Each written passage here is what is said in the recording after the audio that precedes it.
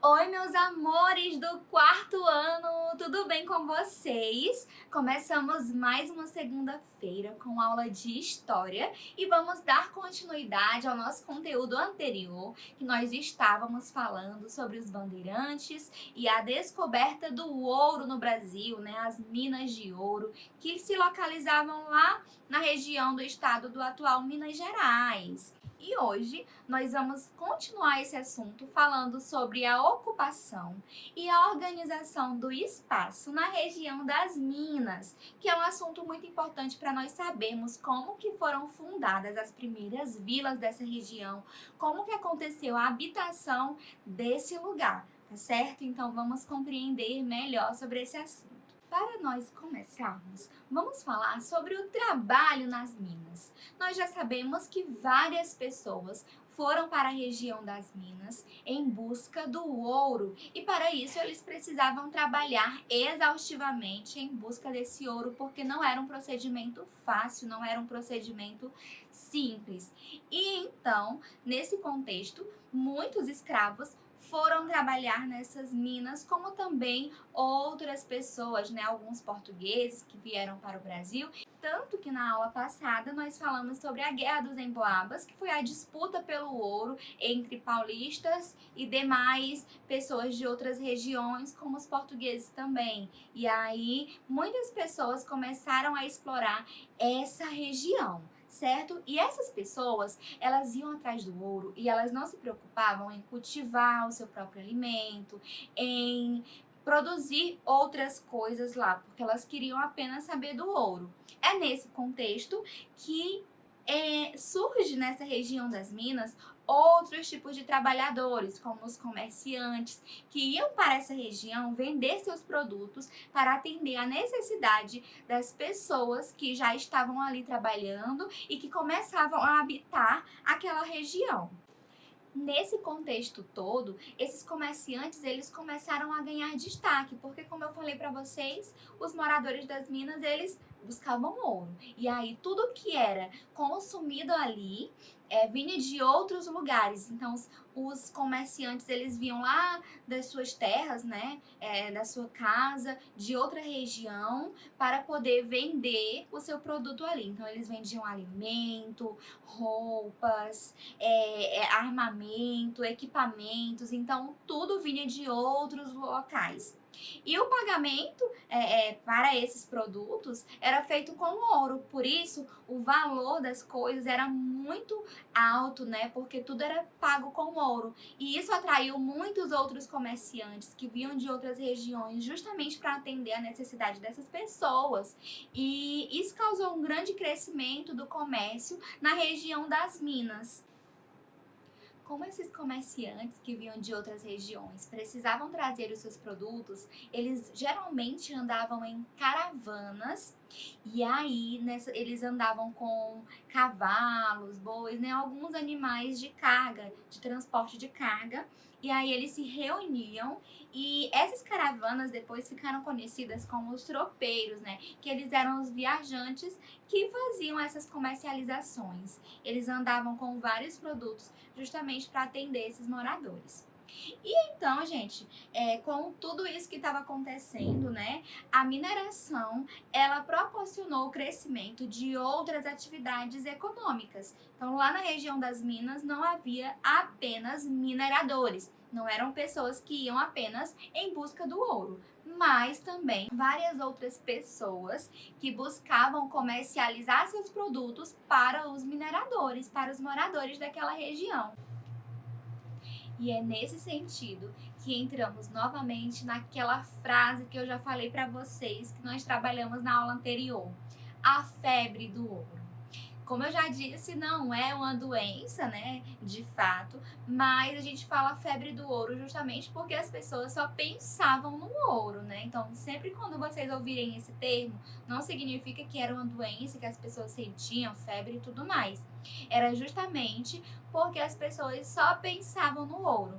E tudo que era feito na colônia tinha como objetivo atender às necessidades das pessoas que se dedicavam à mineração.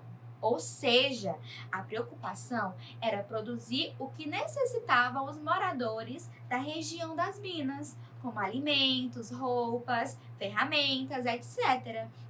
E todo esse processo fez com que essa região crescesse muito, né? E aí, de uma pequena vila, formou-se cidades, como nessas cidades que nós temos aqui na imagem. E já que nós estamos falando em cidades históricas, vamos conhecer um pouco sobre a característica de uma região mineradora, né? Na verdade, as características. Como que funcionava? O que tinha nessa região mineradora? Como eram as casas? Como eram as pessoas? Então, vamos conhecer um pouco dessas características?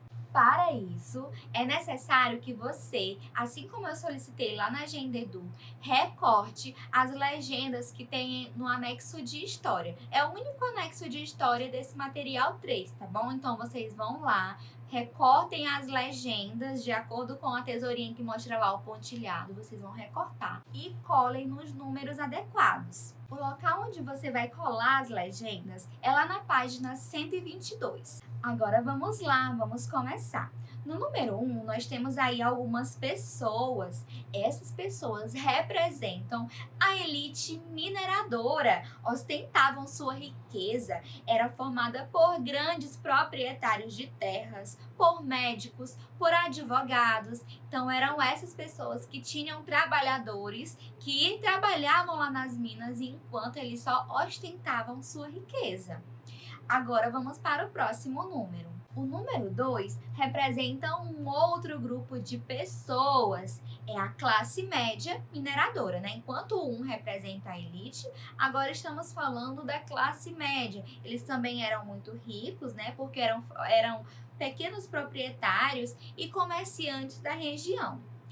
E no número 3, nós temos aí a arquitetura da época, né? As casas. E já no número 3 não é uma casa muito glamurosa. São casas térreas, sem ornamentos e sem muito conforto.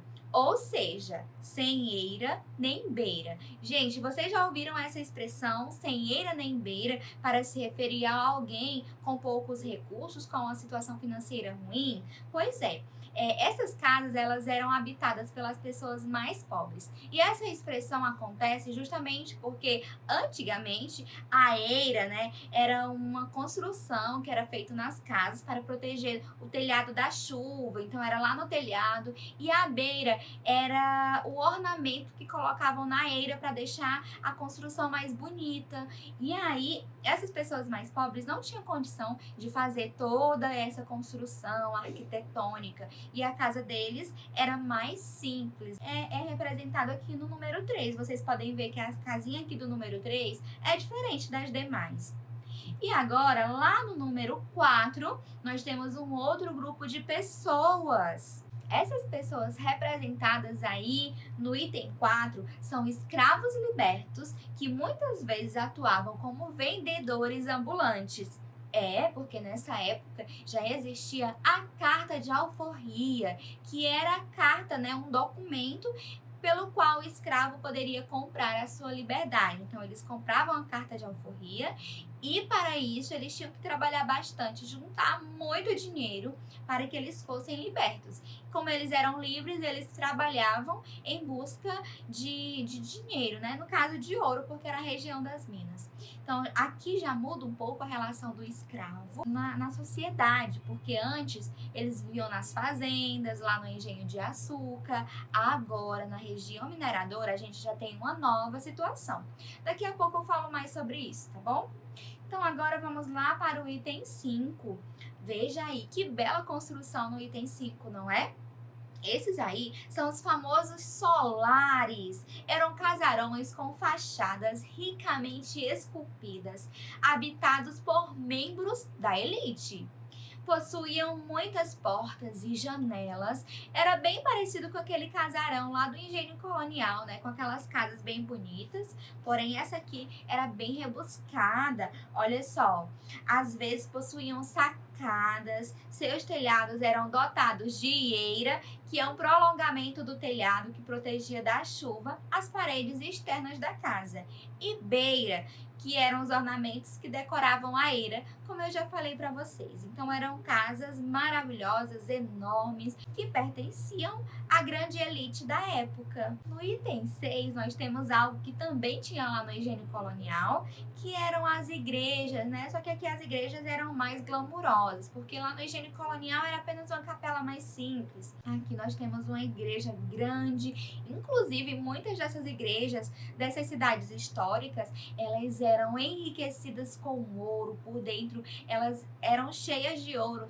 Até hoje tem algumas que preservam essa arquitetura inicial, né, de ornamentos com ouro, então era uma riqueza só. E no item 7, nós temos aí casa de comércios e serviços, tais como armazéns, pensões e tabernas, né? Então, nessa época tinham os primeiros armazéns, que eram os locais onde vendiam alimentos, tinham as pensões que as pessoas poderiam dormir. Agora, no item 8, a gente volta lá para aquele comecinho da imagem, onde tem a elite, e aí pertinho da elite tem alguns escravos. O serviço deles muitas vezes eram carregar liteiras para membros da elite ou transportar material de construção, por exemplo, né? Então eles faziam diversos serviços e esse era um deles, né? Um trabalho manual, um trabalho pesado.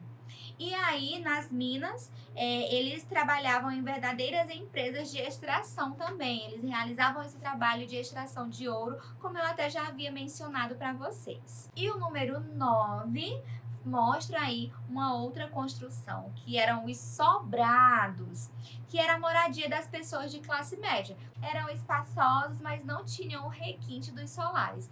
Eles eram bem grandes e tudo mais, mas não tinham toda aquela questão arquitetônica como nos solares.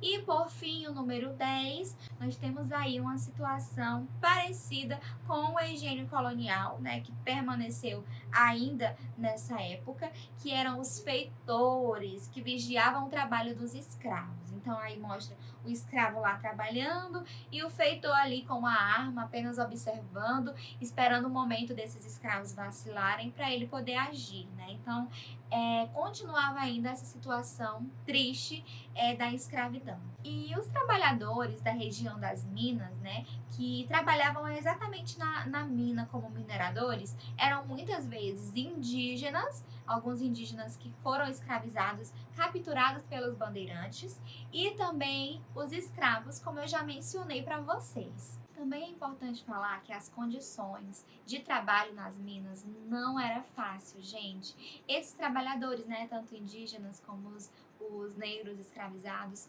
eles passavam por situações de trabalho de risco, pegavam muitas doenças, como a malária, que era uma doença que ainda hoje mata muitas pessoas nessas regiões de garimpo.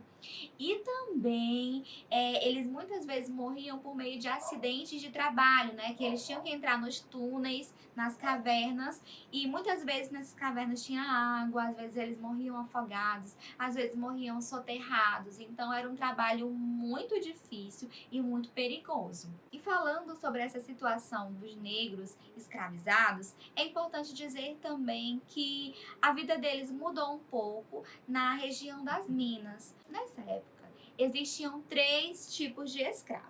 Tinham os escravos de aluguel, né? Que eles eram escravos de alguém e essa pessoa poderia alugar o escravo para algum órgão público ou para um outro proprietário, né? Uma outra pessoa que iria ficar com esse escravo por um determinado tempo, pagando um determinado valor para o proprietário dele. Tinham também os escravos libertos, que eles obtinham a liberdade por meio da carta de alforria, eles precisavam comprar essa carta.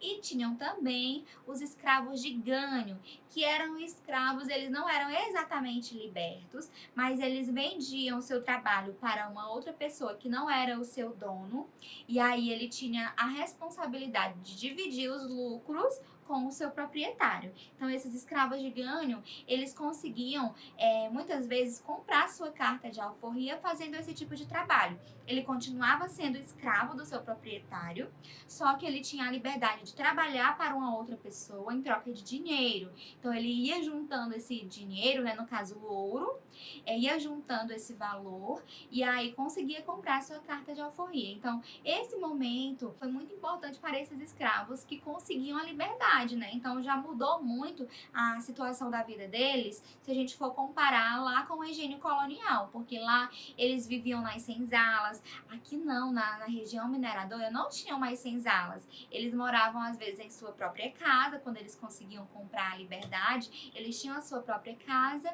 e aí a vida deles já começava a mudar. Então, meus amores, a nossa aula termina por aqui. No livro de vocês tem um texto que fala melhor sobre essa situação da vida dos escravos. E eu quero que vocês façam a leitura de todo esse conteúdo também. Sempre que a tia explicar um assunto, às vezes no vídeo não dá tempo de explicar todos os detalhes. Então, é importante que você leia, exercite a leitura e também aprenda muito mais sobre o conteúdo, tá certo? A nossa aula termina por aqui. Tem atividade lá na Agenda Edu. Muitos beijinhos e até a próxima. Tchau, tchau!